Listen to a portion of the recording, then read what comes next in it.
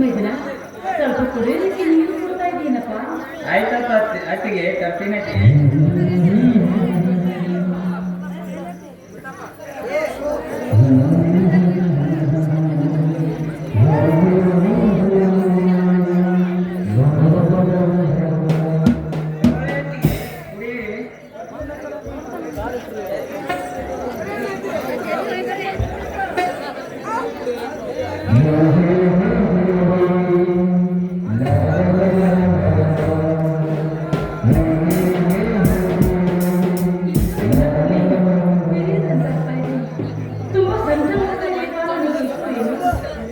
ಅತ್ತಿಗೆ ನೀರು ಕುಡಿದ ನಂತರ ವಾಂತಿ ಮಾಡಿಕೊಳ್ಳುತ್ತಿರುವಲ್ಲ,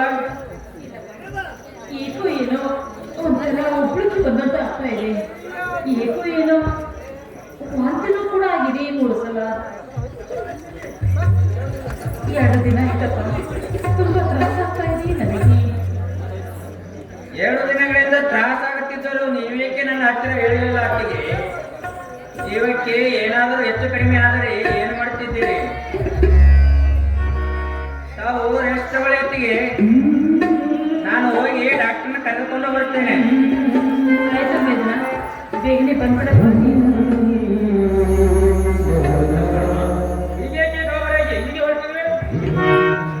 ಅಣ್ಣ ಅತ್ತಿಗೆ ಒಂಥರ ಮಾಡುತ್ತಿದ್ದಾರೆ, ನಾನು ಬೇಗ ಹೋಗಿ ಡಾಕ್ಟರ್ ಕರೆದುಕೊಂಡು ಬರ್ತೇನಣ್ಣ. ಹೋಗಪ್ಪ, ಹೋಗು, ಬೇಗ ಹೋಗಿ ಬಾ.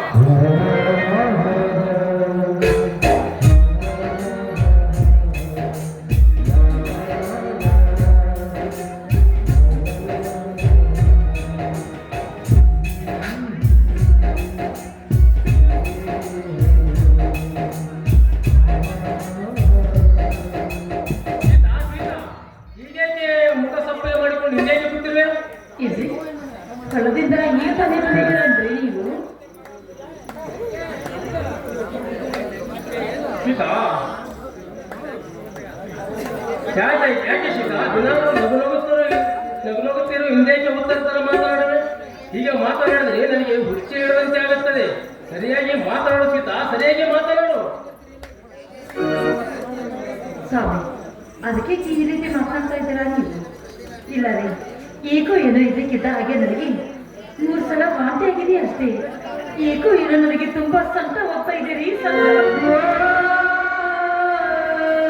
ಹಾಗಾದ್ರೆ ನಮ್ಮ ಮುಂದೆ ಏಕೆ ಹೇಳಲಿಲ್ಲ? ಹೊಲದಲ್ಲಿ ಕೆಲಸ ಮಾಡಿ ತುಂಬಾ ದರಿದುಕೊಂಡು ಬಂದಿದ್ದಾರಲ್ಲ, ನಿಮ್ದೇ ಕಷ್ಟವಾದಾಗ ಮತ್ತೆ ನನಗಾದ ಕಷ್ಟವನ್ನು ನಿಮ್ಮ ಮುಂದೆ ಹೇಳಿದರೆ ಎಲ್ಲಿ ಮನಸ್ಸಿಗೆ ನೋವು ಮಾಡಿಕೊಳ್ತಾ ಇದ್ದಾರಂತ ತಿಳಿದು ನಾನು ನಿಮಗೆ ಹೇಳಲಿಲ್ಲ ರೀ. ಈಗ ತುಂಬಾ ಸಂಕಟವಾಗ್ತಾ ಇದೆ ನನಗೆ. ಏನೇ ಹುಚ್ಚಿ, ಸಂಕಟ ಪಡಲಾರದೇನು, ನಗಬೇಕೇನು?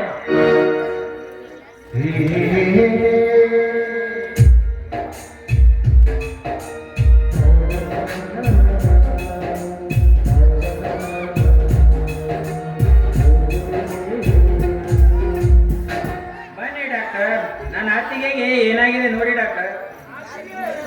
ಡಾಕ್ಟರ್, ನನ್ನ ಹೆಂಡತಿಗೆ ಏನಾಗಿದೆ ನೋಡಿ. ಬಂದಿದ್ದೀನಲ್ಲ ರಾಮ, ತಮ್ಮ ಹೆಂಡತಿ ಹೆಸರು ಸೀತಾ ಅಂತ. ಸೀತಾ, ಸ್ವಲ್ಪ ನಾಲಿಗೆ ತೆಗೆಯಮ್ಮ.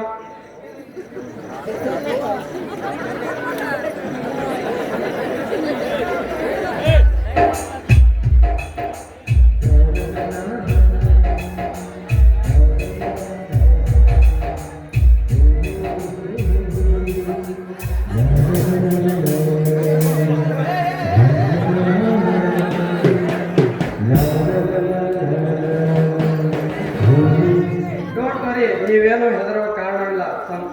ನಾನು ಕೆಲವು ಮಾತ್ರೆ ಬರೆದು ಕೊಡುತ್ತೇನೆ, ಸರಿಯಾದ ಸಮಯಕ್ಕೆ ಮಾತ್ರೆ ಕೊಡಿ.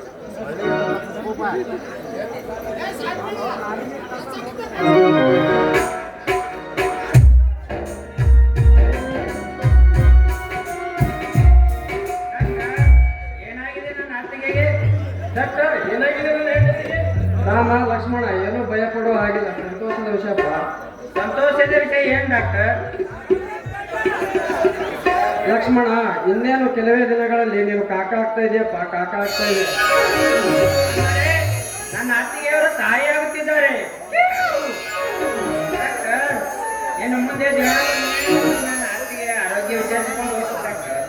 ಆಯ್ತು ಲಕ್ಷ್ಮಣ, ನಿನ್ನ ಅತ್ತಿಗೆ ಬೇರೆ ಅಲ್ಲ, ನನ್ನ ಅತ್ತಿಗೆ ಬೇರೆ ಅಲ್ಲ. ಅವಳು ನನಗೂ ಅತ್ತಿಗೆ ಸಮಾನ. ನೀನೇನು ಭಯ ಪಡಬೇಡ, ನಾನೇನು ಹೋಗಿ ಬರ್ತೇನೆ.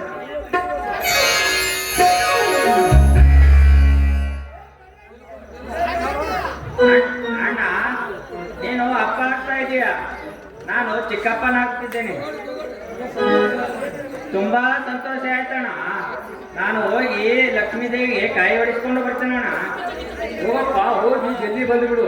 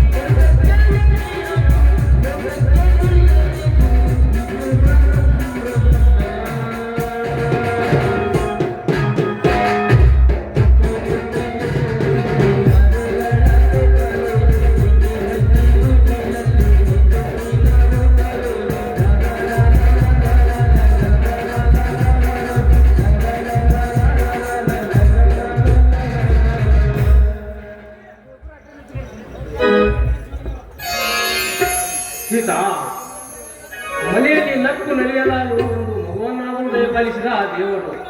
ಮದುವೆಯಾಗಿ ಬಹುದಿನ ಆದರೂ ಮಗುವಿಲ್ಲಂಬ ಕೊರಗು ನಿನಗ ಜೀವ ಹಿಂಡುತ್ತಿತ್ತು. ಆ ದೇವರು ನಮಗೆ ಕರುಣೆ ತೋರಿಸಿದ. ಹೌದು ಸ್ವಾಮಿ, ನನಗೆ ಮದುವೆಯಾಗಿ 10 ವರ್ಷ ಆದರೂ ಮಕ್ಕಳ ಸಂತಾನ ನನಗೆ ಆಗಲಿಲ್ಲ.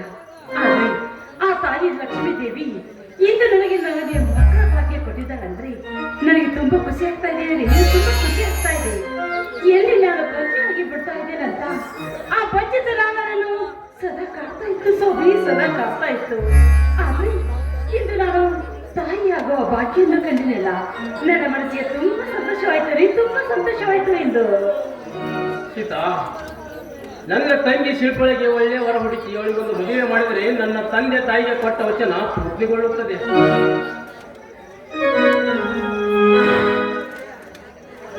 ಏನಣ್ಣ, ನನ್ನ ಬಗ್ಗೆ ಏನೋ ವಿಚಾರ ಮಾಡೋದಕ್ಕೆ ಕಾಣ್ತದಲ್ಲ, ಏನಣ್ಣ ಅದು?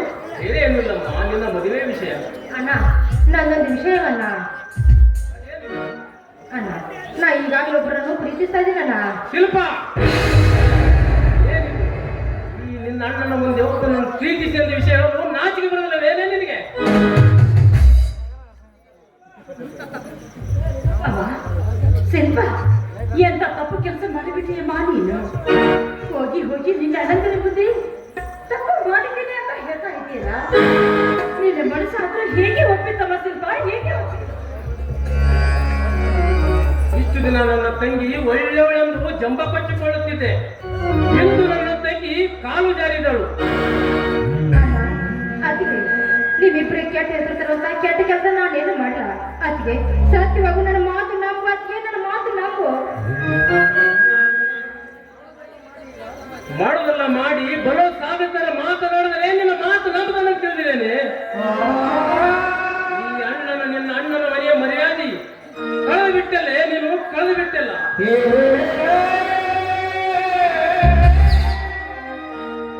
ಶಿಲ್ಪ, ಈ ಮನೆಯಲ್ಲಿ ನಾವು ಕೇಳುವರು ಇಲ್ಲ ಅಂತ ತಿಳಿದುಕೊಂಡಿದೀಯಾ? ನಿನ್ನ ನಿರ್ಧಾರವನ್ನು ನೀನೇ ತೆಗೆದುಕೊಂಡು ಬಿಟ್ಟಿಯಾ? ಯಾಕಮ್ಮ ಶಿಲ್ಪ, ಯಾಕೆ ಇಂಥ ತಪ್ಪು ಮಾಡಿ ನಮ್ಮ ಮನೆಯ ಮರ್ಯಾದೆಯನ್ನು ಕಳ್ತಾ ಇದೀಯಾ ನೀನು? ಹೇಳಮ್ಮ, ಯಾಕೆ ಮೌನವಾಗಿ ನಿಂತಿದೀಯಾ?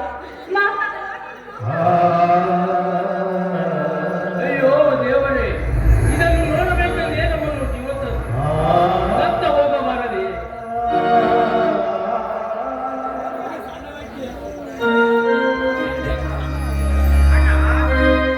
ಏಕೆ ಹೇಳುತ್ತಿರುವಿರಣ್ಣ?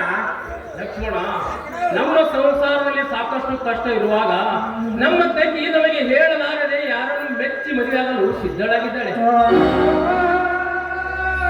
ನಮ್ಮ ತಂಗಿ ಅಣ್ಣ ಹೇಳ್ತಿರೋ ಮಾತು ನಿಜವೇನಮ್ಮ?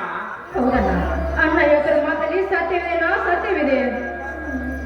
ರಾಕ್ಷಸಿ, ನಮ್ಮ ಮರ್ಯಾದೆಗೆ ಕಳಂಕ ತಂದ ಕಳಂಕಿಣಿ ನೀನು. ನಮ್ಮನ್ನು ಚಿಕ್ಕವರಿಂದ ಬೆಳೆಸಿದರೆ ನನ್ನ ಅಣ್ಣನ ಮುಖಕ್ಕೆ ಮಸಿ ಬೆಳೆದು ಬಿಟ್ಟೆಯಲ್ಲಿ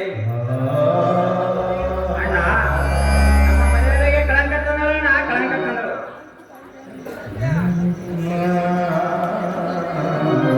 ಏನಮ್ಮ ಶಿಲ್ಪ, ಈಗ ನೀನು ಇಷ್ಟಪಟ್ಟ ಮದುವೆ ಆಗುವ ಹುಡುಗ ಆದ್ರು ಯಾರಮ್ಮ ಅವನು? ಇಲ್ಲಮ್ಮ, ಧೈರ್ಯವಾಗಿ ಹೇಳು, ಯಾರು ಅಂತ. ಯಾಕೆ ಸಂಕೋಚ ಪಟ್ಟಿಕೊಳ್ತಾ ಇದೀಯಾ? ಯಾರಂತ ಹೇಳಮ್ಮ, ನಿನ್ನ ಬಾಯಿ ಬಿಟ್ಟು ಹೇಳು. ಅವರು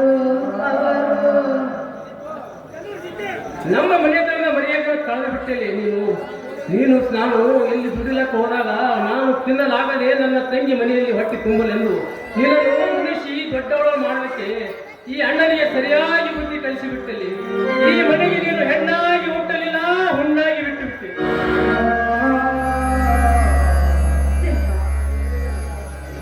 ನಿನಗೆ ಕೈ ಕೊಟ್ಟಿತ್ತು ಸಾಕಿ ಸರಿವೇ ಜೋಪಾನ ಮಾಡಿದ್ವಿ. ಆದ್ರೆ ನಮಗೆ ಈ ರೀತಿ ಮೋಸ ಮಾಡೋದಕ್ಕೆ ನಿನ್ನ ಮನಸ್ಸಂದ್ರ ಹೇಗೆ ಏನು? ಯಾಕೆ ಈ ರೀತಿ ನೀನು ಅವರನ್ನ ಪ್ರೀತಿಸಿ ನಮ್ಮ ಮನೆಯ ಮರದಿಯನ್ನು ಸಹಿತಾ ಇದೆಯಾ? ಹೇಳಮ್ಮ, ಯಾಕೆ ನೀನು ಮೌನವಾಗಿ ನಿಂತಿದ್ದೀಯಾ? ಅಣ್ಣ, ಅತ್ತಿಗೆ ಮತ್ತೊಮ್ಮೆ ನಿನ್ನ ಹೊಲಸು ನಾಲಿಗೆಯಿಂದ ಚಿಕ್ಕವರಿಂದ ತಂದೆ ತಾಯಿ ಕಳೆದುಕೊಂಡ ನಮ್ಮಿಬ್ಬರನ್ನು ಸಾಕಿದ ದೇವರಂತ ನನ್ನ ಅಣ್ಣನ ಮುಖಕ್ಕೆ ಮಸೆದು ಬೆಳೆದು ಬಿಟ್ಟಿಲ್ಲಮ್ಮ.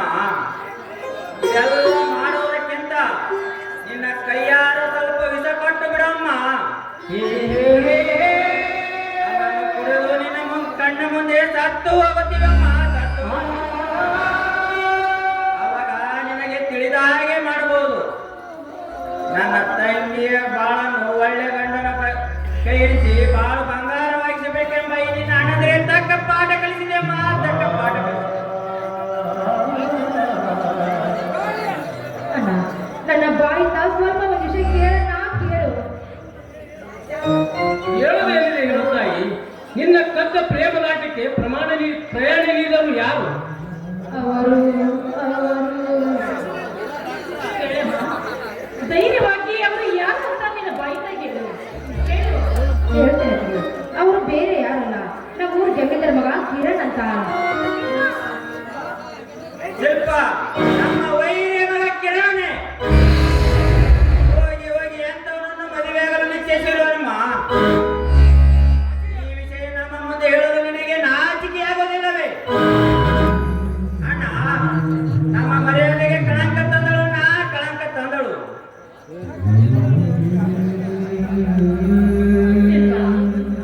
ಹೋಗಿ ಹೋಗಿ ಹಾವಿನ ಹುತ್ತಿನಲ್ಲೇ ಕೈ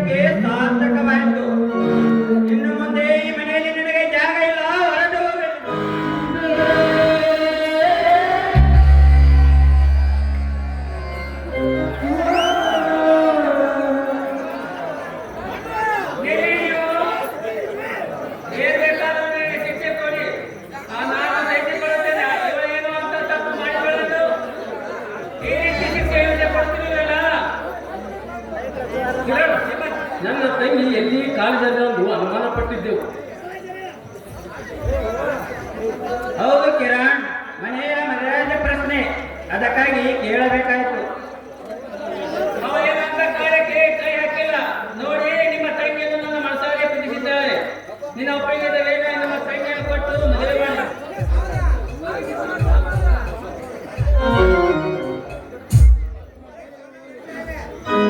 ಶಿಲ್ಪ, ಇದಕ್ಕೆ ನೀನು ಒಪ್ಪಿಗೆ ಇದೆಯೇನಮ್ಮ? ಆಗಿದೆ. ನೀವು ಒಪ್ಪಿದ್ಮೇಲೆ ಎಲ್ಲರೂ ಒಪ್ಪಿದ್ದೆ. ನನ್ನ ಮತ್ತೆ ಖಂಡಿತ ಒಪ್ಪಿಗೆ ಒಳ್ಳೆ ಹುಡುಗನನ್ನೇ ಆಯ್ಕೆ ಮಾಡಿಕೊಂಡಿದ್ದೀಯಾ? ಕಿರಣ್, ನಿನಗೆ ಕೊಡಬೇಕಾದ ವರೋಪಚಾರ ನೀವು ನನಗೆ ಏನೂ ಕೊಡಬೇಕಾಗಲ್ಲ. ಸರಳ ರೀತಿಯಲ್ಲಿ ಹೆಚ್ಚಿನ ನಂಬರವಿಲ್ಲದೆ ತಾವೇ ಮುಂದೆ ಕೊಟ್ಟು ಮದುವೆ ಮಾಡಿ ಕೊಟ್ಟರೆ ಸಾಕು. ಸಂತೋಷದಿಂದ ನಿಮ್ಮ ಮನೆಯನ್ನು